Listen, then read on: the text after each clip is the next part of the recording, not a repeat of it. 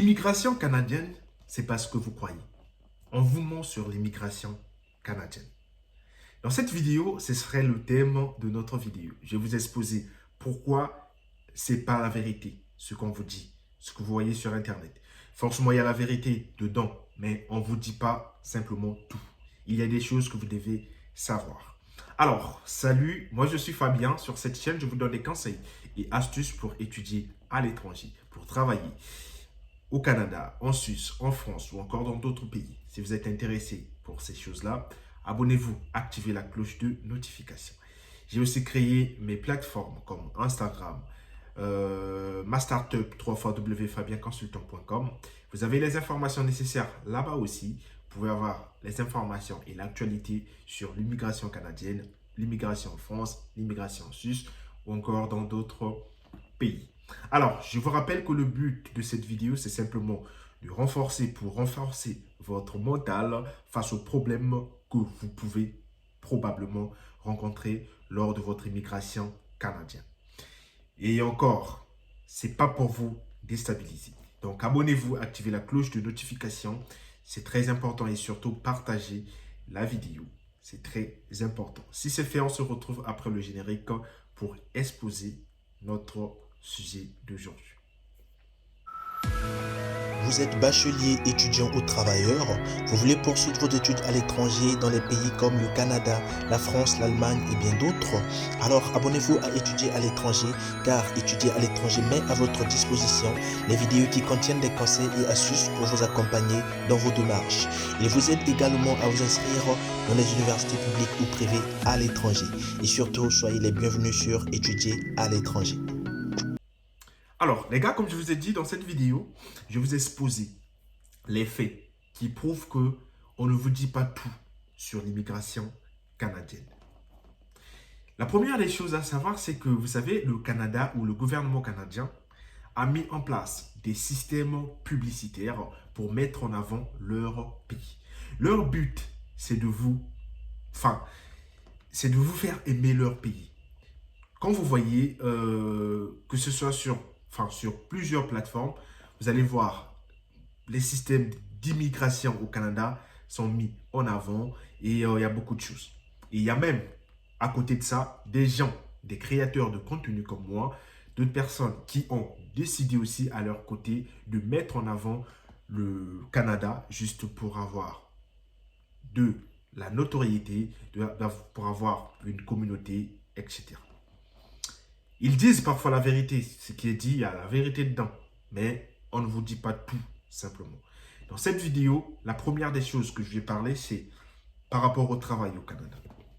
Vous voyez les offres d'emploi qu'on vous met sur Internet. Non, vous pouvez venir au Canada avec un diplôme Bac+5, avec un diplôme doctorat, avec un diplôme master.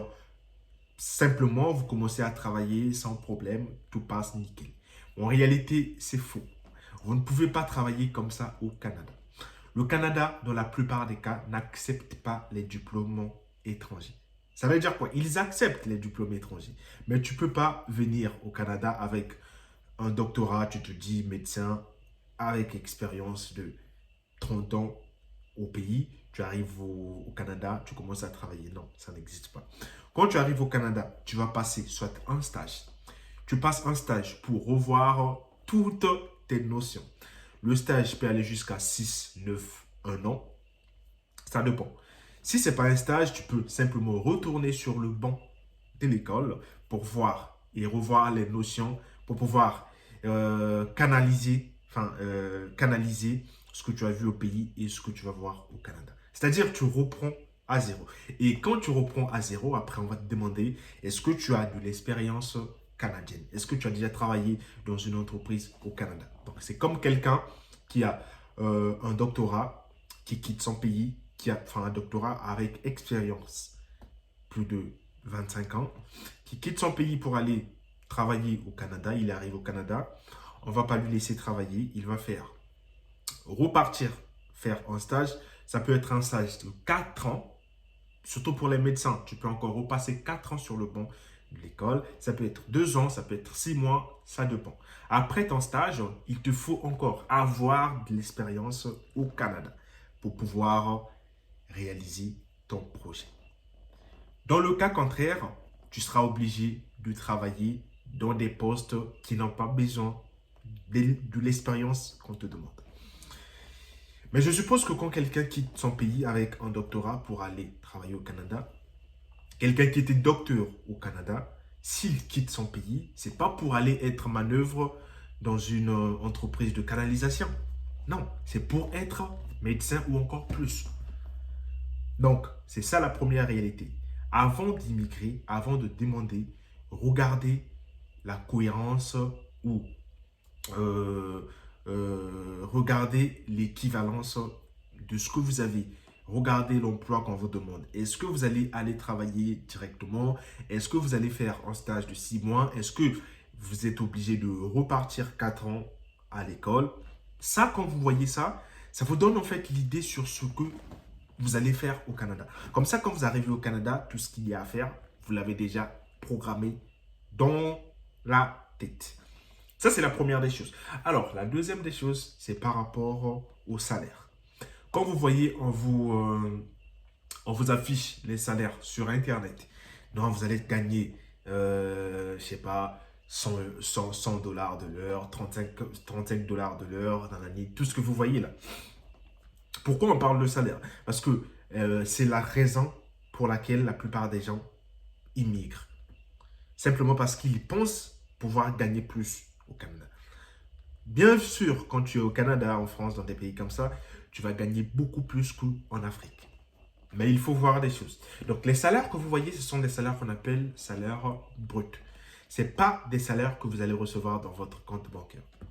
Quand tu travailles au Canada, il y a des impôts à payer, des assurances à payer, tout ça à payer. Ça va dans ça. Quand on va vous payer, je prends un exemple, pour quelqu'un qui a postulé pour un travail qui est payé 35 heures de l'heure brute, ça veut dire quoi? Quand on va vous payer, on ne va pas vous payer les 35 heures, enfin les 35 dollars de l'heure.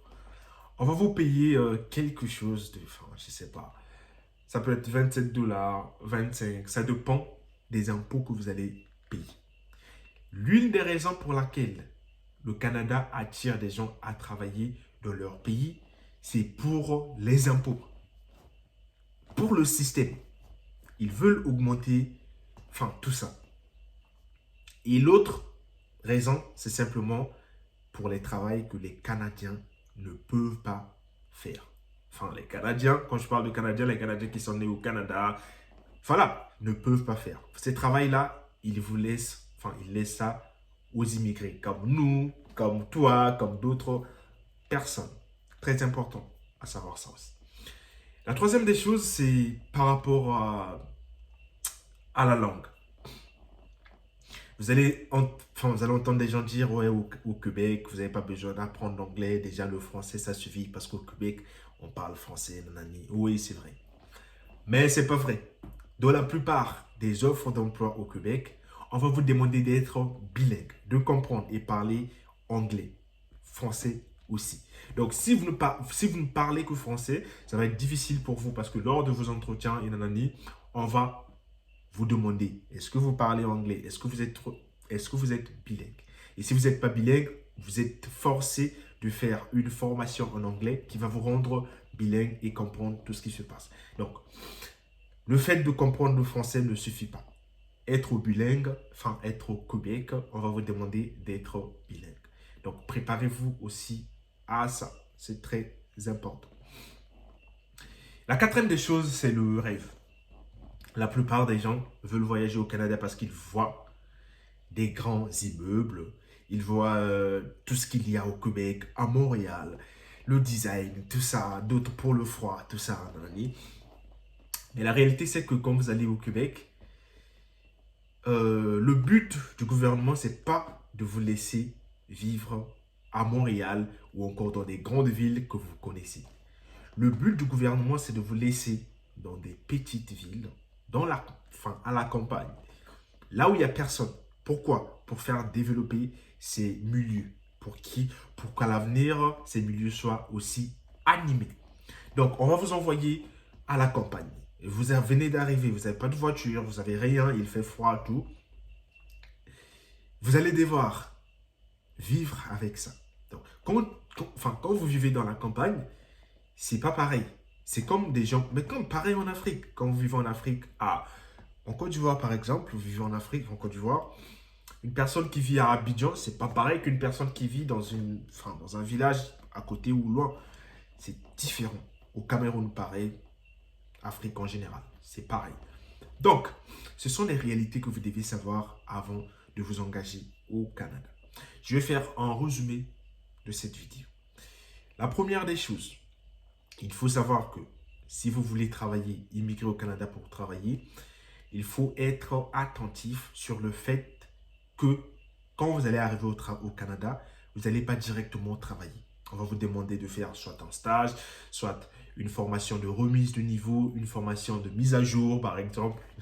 Tout ça, on va vous demander de faire ça. La deuxième des choses, c'est le salaire.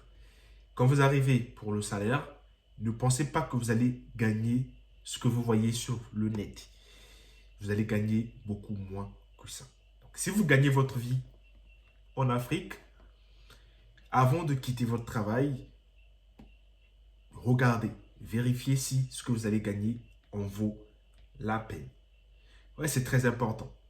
Et la troisième des choses, c'est concernant la langue. Si vous voulez immigrer au Canada et avoir beaucoup de chance de votre côté, préparez-vous au niveau du langue. Enfin, au niveau de la langue anglaise, excusez-moi. Au niveau de la langue anglaise, préparez-vous si vous avez des sous, apprenez de la langue. Comme ça, vous êtes déjà bilingue dans votre pays avant de pouvoir commencer l'aventure. Et la quatrième des choses, si vous voulez immigrer au Canada, préparez votre mental à vivre éloigné, dans des petites villes, dans des villes très loin des grandes villes. Donc, vous n'êtes pas, quand vous arrivez au Canada, forcément, vous n'allez pas sûrement peut-être vivre à Montréal, par exemple. Vous allez vivre à la campagne. Et préparez votre mental à vivre dans les endroits comme ça. Parce que ce sont des endroits éloignés. Vous avez une petite ville, un petit village où forcément il n'y a pas beaucoup de gens, forcément il y a nanani, et c'est compliqué pour quelqu'un qui vient d'immigrer. Mais si vous préparez votre mental à ça, il n'y a pas de problème. Et voilà, on arrive à la fin de notre vidéo. J'espère que cette dernière vous a plu. Si c'est le cas, laissez un pouce bleu, c'est très important. Partagez la vidéo, surtout très important comme je vous ai dit. Je donne un conseil pour travailler au Canada, en France, en Suisse ou dans d'autres pays. Si ça vous intéresse, abonnez-vous. Et l'aventure ne fait que commencer. On va aller au sommet.